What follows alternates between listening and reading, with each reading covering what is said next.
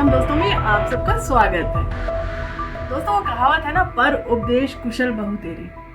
तो हमारे पड़ोसी देश जो है मालदीव, वहाँ से उनके उपराष्ट्रपति जो है वो अभी हाल फिलहाल में चीन गए और चीन जाकर उन्होंने जो स्टेटमेंट दिया है वो जरा हैरानी वाली बात है। वहाँ जाकर उन्होंने स्टेटमेंट दिया कि अगर आपको हिंद महासागर में विकास करना है तो मिलजुल कर चलना चाहिए, किसी को बाहर नहीं निकालना चाहिए अपने देश से। इस रीजन के जो भी देश हैं उनको सब मिलजुल कर चलना चाहिए।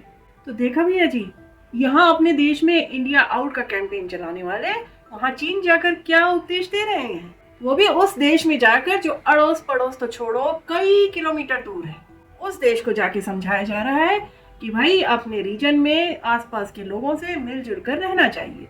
तो भाई साहब इनसे पूछा जाना चाहिए कि चीन कब से हिंद महासागर में तैरकर उनके करीब पहुंच गया है। अगर चालाक लोमड़ चीन ने चालाकी से श्रीलंका का हब्बन टोटा पोर्ट और उधर पाकिस्तान का ग्वादर पोर्ट हड़प लिया है, तो क्या ये समझा जाए कि उसे इस क्षेत्र में मालिकाना हक मिल गया है? भैया जी, क्या इन कंगाल पड़ोसियों के कारण हम अपने रीजन में चीन को मालिकाना हक दे देंगे?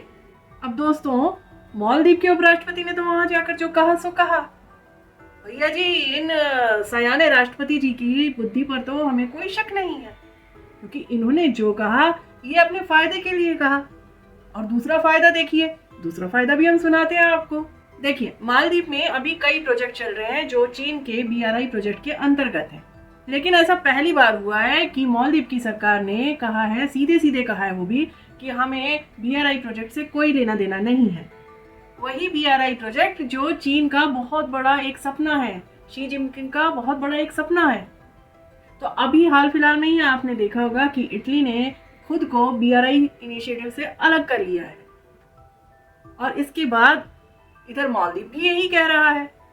यानी मालदीव का ये कहना है कि चीन के साथ हम मिलजुल कर तो चलेंगे, लेकिन BRI का जो जी का जंजाल है, जो फंदा है, उसमें हम नहीं फंसेंगे, अपनी गर्दन नहीं फंसाएंगे उसके बीच में।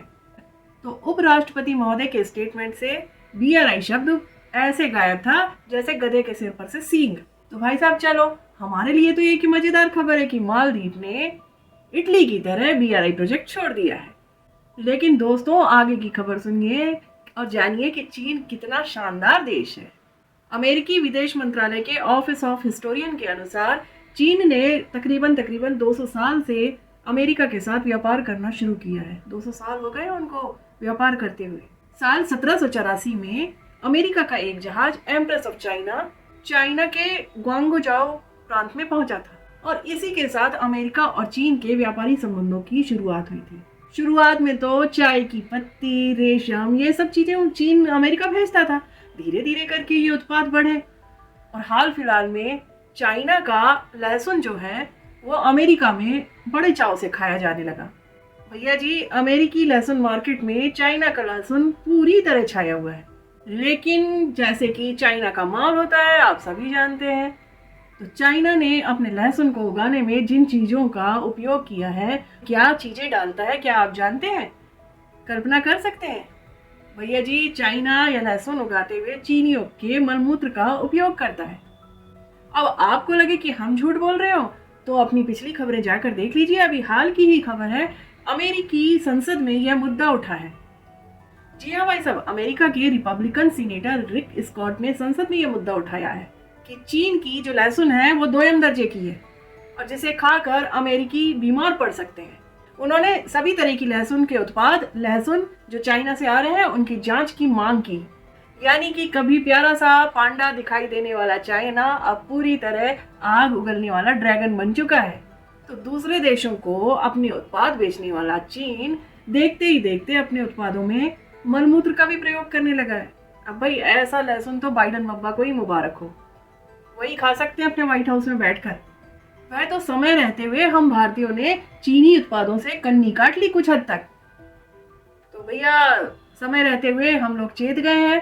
अगर आप लोगों को ऐसा ना पता हो और अभी भी आप चीनी लहसुन, जो कि बड़ी बड़ी सुंदर सफ़ेद दिखाई देती हैं, वो प्रयोग में ला रहे हैं, तो सावधान हो जाइए। दोस्तों, तो ये वीडियो आपको कैसा लगा इसके बारे में कमेंट कीजिए, शेयर कीजिए, और अगर मेरा चैनल आपको पसंद आया हो, आपको वीडियो पसंद आया हो, तो चैनल सब्सक्राइब कीजिए, बेल आइकन बटन जरूर दबाइए।